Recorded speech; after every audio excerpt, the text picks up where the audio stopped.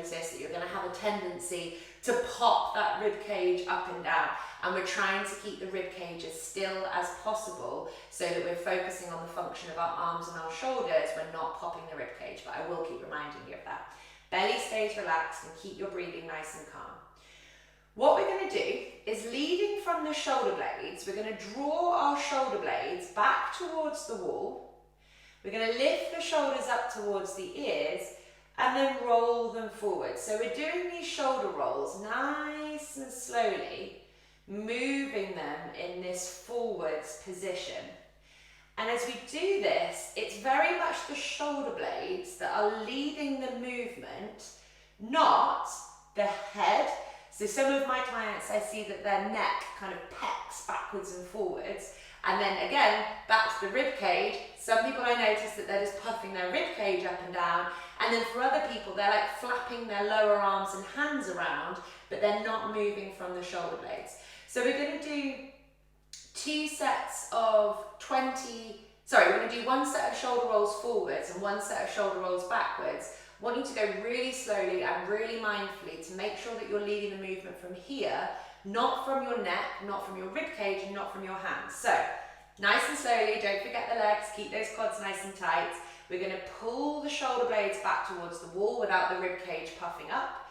Lift the shoulder blades along the back of the wall, up towards the ears, roll them forwards, and you're going to draw them all the way down. So don't forget that downward movement as you roll them back again. So that's 1. As much of a range of movement as possible, go nice and slowly. 2. Leading from the shoulders, not the neck or the hands. 3. 4. 5. Keep your neck long. Don't tilt your neck backwards as you do this. 6. 7. 8, 9, 10. I'm getting a bit shaky in my legs right now, which is good. 11,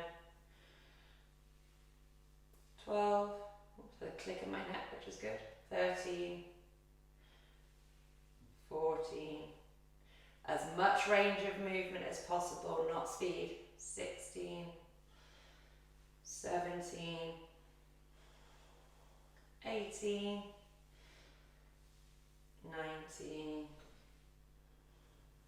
and 20. Have a little break. So like I said, we're going to do the same thing going backwards. We're just going to give ourselves time to reset.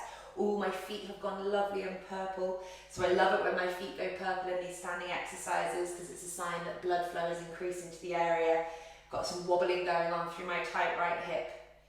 In fact, quite a lot of wobbling going on through my tight right hip, which is great. So hopefully by the end of this routine, we're going to really notice the difference in terms of where my right hand and arm is, but without me pulling it back. So we're still not pulling our body back into position here. We're focusing on the lower body, but we are moving our upper body through this mobility. So same thing goes, but this time we're going to kind of roll the shoulder blades away from the wall. Rib cage stays still, back of the neck stays long.